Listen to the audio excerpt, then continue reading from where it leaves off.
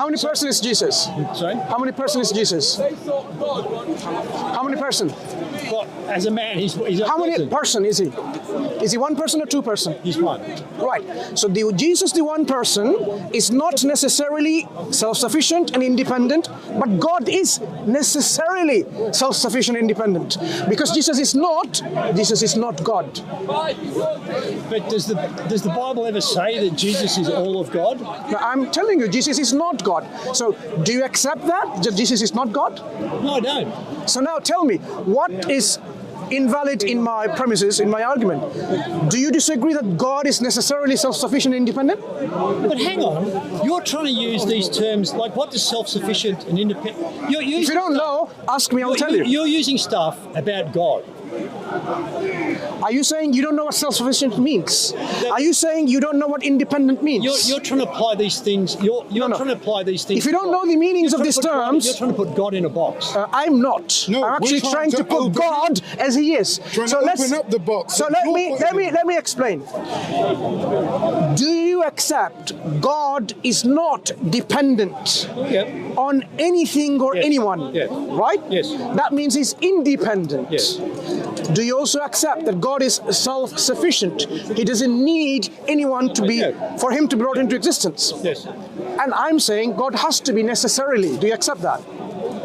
That He has to be necessary. It's not by choice that He's independent. He's necessarily independent and self-sufficient. Well, He is. Is He by choice or by necessity? But hang on. Suddenly you're saying that you're saying there's rules. You disagree. No, you disagree with the premises but about you're God. applying rules over God. Do you know God? You're applying rules to God. No, about God. So do you say God is someone who will cease to exist? Hold on. Brother. Do you think, right, that God could create a stone? Brother, but that's not this. No. Don't confuse. Do you believe Don't that? confuse this, brother. Excuse me. You're confusing the issue. Yeah, but if you say no, then you're applying. No. You're confusing the issue. Let's make it simple for Frank. Yeah. Do you accept there are certain things which are true for only God? Of course. Right. Is God necessarily self-sufficient and independent? I don't like that necessarily. So that means, is He by choice then? You're trying to. Let me help you out then. Is God independent by choice? We know God. No. I'm not going to move anywhere else, Frank. This is not the online Zoom sessions. This is Speaker's Corner. So I'm going to ask you this question.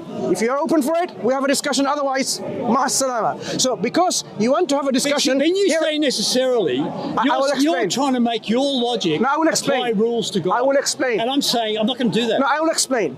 Either God is by His own choice independent, or He could choose otherwise not to be independent. Are you saying God can exercise His choice, saying, you know what, I can be dependent or I can be independent? Is the choice of God appropriate here, relevant here, applicable here? Well, in Jesus, yes. I'm not talking about Jesus. I'm talking about God. Because any being that is going to be at least called worthy of being God, this God, is He independent by necessity, necessarily, or by choice? God is independent, and in Jesus, excuse me, stop. This reality of ours, we are all dependent. We are all contingent. The only explanation of our existence can be necessarily dependent on something that is independent by necessity. By necessity. Do you agree or disagree? Is this Muslim teaching that's in the Quran, or this is philosophy? Common sense, Frank. If you don't have common sense, I cannot give it to you. Common sense is something you don't. Either you have it, you don't. So let me tell you. Either you have Frank. Wait, stop. This is not common sense. You're talking philosophy. You're applying stuff to God. Frank, you say common sense. Frank. Are you saying? And it's not in the teaching in the Quran. Frank, listen. Are you suggesting? Mansur, I can chat back at you. Look, listen, you're telling me stuff that's not in the Quran. We'll depart because I don't think you're capable enough to have a discussion meaningfully. I think you're telling me.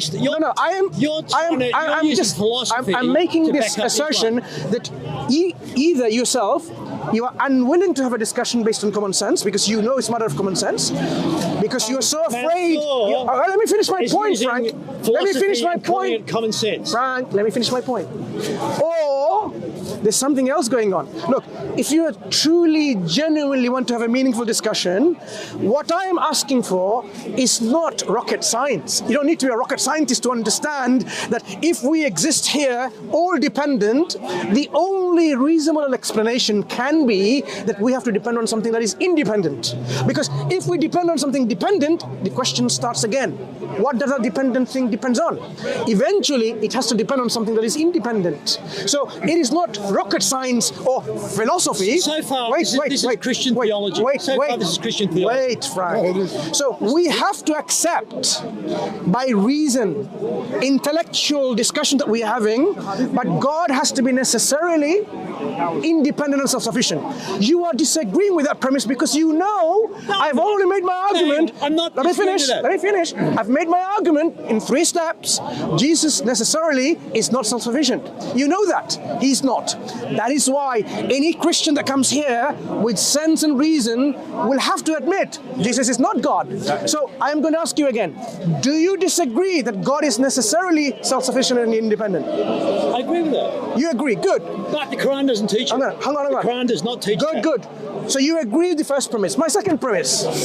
Jesus is necessarily not self-sufficient and independent. Do you agree or disagree? Jesus, the man that came to earth. Jesus, the person. Jesus, the person in his eternal existence. In all is his he guises. in his all of his manifestations? Is he necessarily independent or dependent? Self-sufficient or not self-sufficient? I say he is not independent. He's not self-sufficient by necessarily. Do you agree or disagree? No, I don't disagree with that at all. I don't agree with that at all. Why? Because I think you have no idea what Jesus is before he came on earth. So now you're saying you've seen Jesus on earth. So let's now talk about it. So Jesus, before the earth was created, he is independent and self-sufficient. That means he doesn't need the Father or the Son even to be in existence for Jesus to be there. He's part of the one existence. Hear me out. Jesus, if he's ever going to be labeled as independent and self-sufficient, it follows that he doesn't need even the existence of the Father or the Holy Spirit for his own existence. Is that right? No, because then you're teaching polytheism. Hang on. You're teaching polytheism. Frank, are you telling? No, he's getting it. Frank, are you now telling me Jesus is dependent on the Father for his existence? They are one being. No. Is he dependent on the Father or is he independent of the Father? Yeah, they're one being and you have no idea. My question to you, Frank, without waffling, this is Speaker's Corner, not online Zoom session.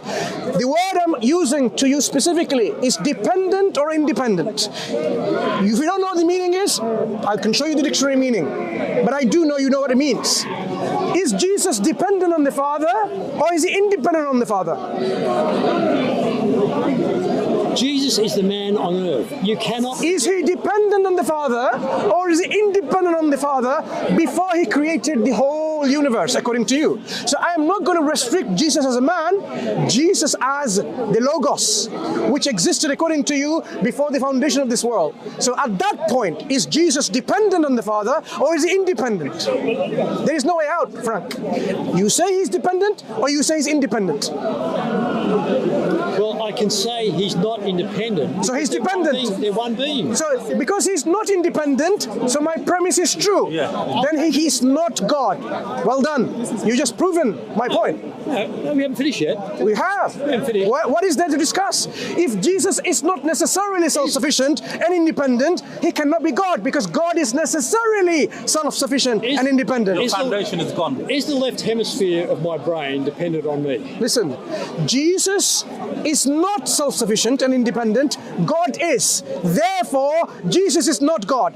Is that rocket science to understand that? Is the left hemisphere? I'm not going to talk about your left hemisphere or right hemisphere. I have laid down my premises for my argument.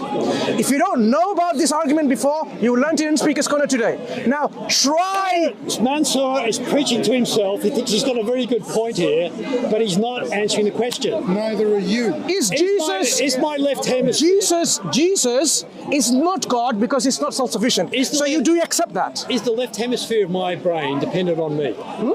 Who's you? Who's you? Huh? Who's you? What do you mean, who am I? Yeah, when you say dependent on you, who's you? Well, I'm just asking, yes or no? No, who's you?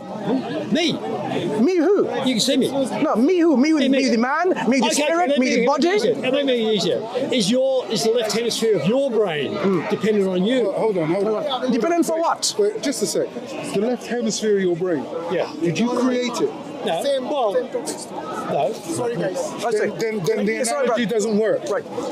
Yeah? My brain. Did God create Jesus? No, they're one. Did he create Jesus? Huh? Did he create Jesus? They're one. They're one. Did God cause Jesus into existence? No, they're one. But did he cause him into existence? When he comes to the earth. My question is not about is he one or two.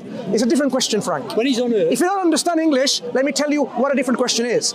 Is Jesus caused by the Father into existence? No, because he's coexisting with him. He's one. Is he caused? Does Jesus proceed eternally from the Father? Does the left hemisphere of my brain proceed? Frank, well done to you. Speaker's Corner, you learned the lesson very harshly that yes, we don't waste our time with people who waste our time. So you are wasting my time. Frank, see you later. You're not worth my time.